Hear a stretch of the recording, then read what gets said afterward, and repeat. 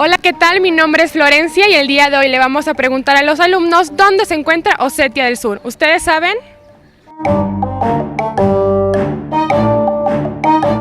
Entre Rusia, Europa, África.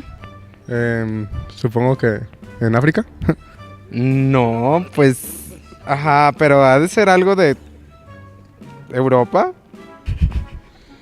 Claramente, aquí. En Polinesia.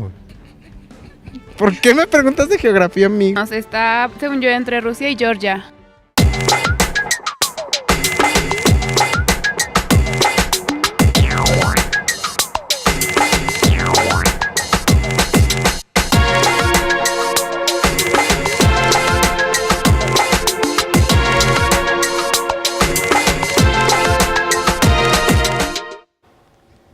Estamos de regreso en el programa Panorámico el día de hoy con el doctor Miguel Vázquez Liñán de la Universidad de Sevilla, quien nos está explicando la forma en que se encuentra configurada ahorita políticamente la situación en el Cáucaso. Doctor Vázquez, antes de ir al corte comentábamos la situación política actual en Rusia. Sí. Quisiéramos saber de alguna manera cómo ha incidido todo el discurso nacionalista de Putin en la región del Cáucaso, que sabemos ha estado inmersa en conflictos bélicos durante mucho tiempo. Particularmente quisiéramos primero saber sobre Chechenia, para después comentar el de Osetia del Sur y Abjasia. ¿Qué pasó en Chechenia? Bueno, la verdad es que la llegada al poder de Vladimir Putin coincidió en el tiempo con el inicio de lo que se ha llamado la Segunda Guerra de Chechenia. Entonces, ahí hubo una serie de problemas, una serie de circunstancias que ocurrieron entre agosto y septiembre de 1999, entre ellas la explosión de una serie de viviendas donde murieron, un atentado terrorista donde murieron alrededor de 400 personas, muchas de ellas en la propia capital, en Moscú, lo cual fueron, claro, hechos terribles.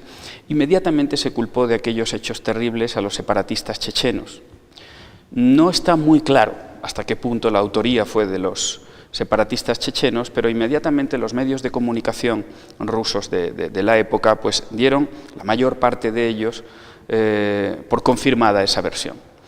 ¿Esto qué importancia va a tener? Va a tener una importancia muy fuerte en la carrera política de Vladimir Putin, que cuando llegó era un desconocido, un completo desconocido para la política, no solo internacional, sino dentro de Rusia. Hizo una carrera fulminante, rapidísima, política, hasta que el presidente Yeltsin lo nombró primer ministro en agosto de 1999. Putin viene de las Fuerzas Armadas, concretamente de los servicios secretos, del FSB, que es el antiguo KGB, y tenía poca experiencia política, algo tenía, pero poca experiencia política. Entonces va a empezar a hacer carrera política con la guerra.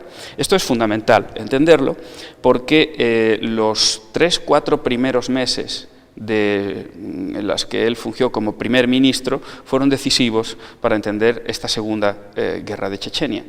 ¿Por qué? Él estaba como primer ministro, pero tras la dimisión de Yeltsin en diciembre, el 31 de diciembre de 1999, él tiene unas elecciones en marzo para convertirse en el presidente, ¿no?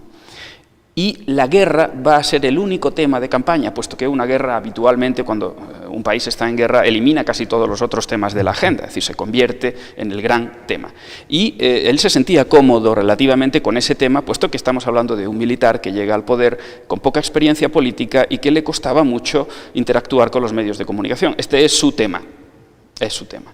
Y va a hacer carrera con esa guerra. Esa guerra fue terrorífica, como todas, desde luego, pero hay que entender que se intentó en la Segunda Guerra de Chechenia borrar el recuerdo de los rusos que tenían del primer conflicto, que había ocurrido de 1994 a 1996, y que fue un conflicto para los rusos especialmente duro, puesto que además de la crisis añadida al cambio que estaban sufriendo, por primera vez en la historia de la historia de la televisión, en Rusia los ciudadanos pudieron ver la guerra, no voy a decir en directo porque no fue así, pero imágenes de la guerra en la que no siempre su ejército salía vencedor, todo lo contrario. Fue una vergüenza militar para el ejército ruso la primera guerra de Chechenia, y Putin y su gobierno hicieron todo lo posible para que esa circunstancia no se volviera a repetir en este llamado segundo conflicto, segunda guerra de Chechenia. Por lo tanto, esto supuso un cambio radical en el sistema de medios de comunicación. Por eso hablaba antes de las medidas poco democráticas. Un sistema, la creación de un nuevo sistema de medios de comunicación, la transformación del que había para generar uno nuevo. Mientras tanto, la guerra se convirtió, como decía, en tema electoral y, de hecho, en términos propagandísticos, se intentó que no hubiese imágenes de derrota, y se intentó parar cualquier tipo de imágenes parecidas a las de 1994 para intentar llegar a la presidencia, para intentar llegar a las elecciones con una imagen importante. Y, de hecho, así ocurrió. Vladimir Putin llegó a marzo del año 2000, cuando se produjeron las elecciones presidenciales, habiendo ganado un porcentaje tremendo en popularidad, porque el día de su nombramiento no lo conocía casi nadie. Entonces se puede decir que con la guerra de Chechenia, Putin, por un lado, deja resarcido al ejército ruso. Por otro, impregna en la población rusa el sentimiento de que tengo un presidente, un gobierno fuerte que me está protegiendo, y tercero, bueno, pues una ventaja de popularidad para el mismo Putin. Efectivamente, esos factores fueron definitivos y eran objetivos propagandísticos de esta forma de actuar de Vladimir Putin. Claro, hay matices, ¿no? pero a grandes rasgos sí que fue así. El problema es que, mientras tanto, estaba muriendo mucha gente en el Cáucaso. Estaba muriendo mucha gente en Chechenia, incluyendo los soldados rusos, ¿no? Es decir, murieron muchos ciudadanos por ambos bandos. Y además el conflicto, desde mi punto de vista, se ha cerrado en falso. Es decir, la situación que hay hoy en Chechenia dista mucho de ser una situación de paz.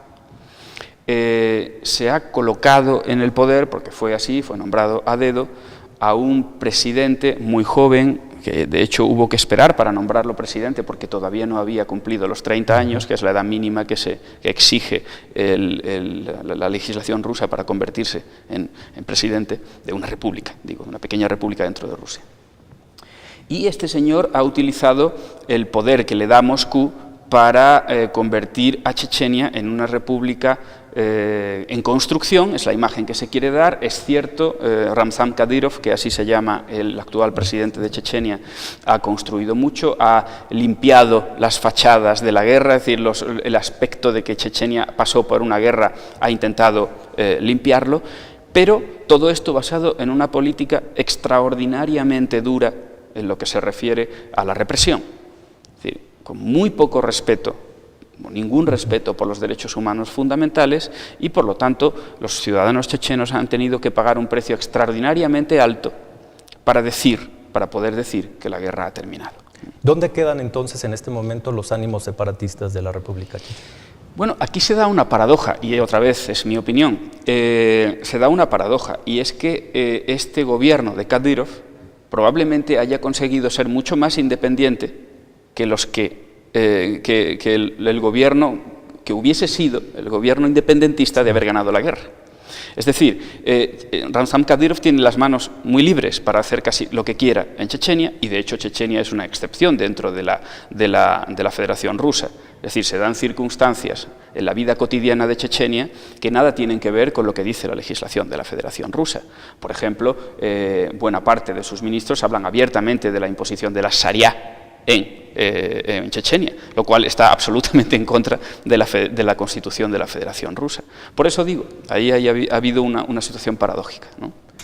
Bueno, pues muy interesante, y de alguna manera geográficamente ya estamos en el Cáucaso, nos estamos aproximando al otro escenario que en 2008, en agosto del 2008, pues fue el lugar donde se originó un nuevo conflicto bélico.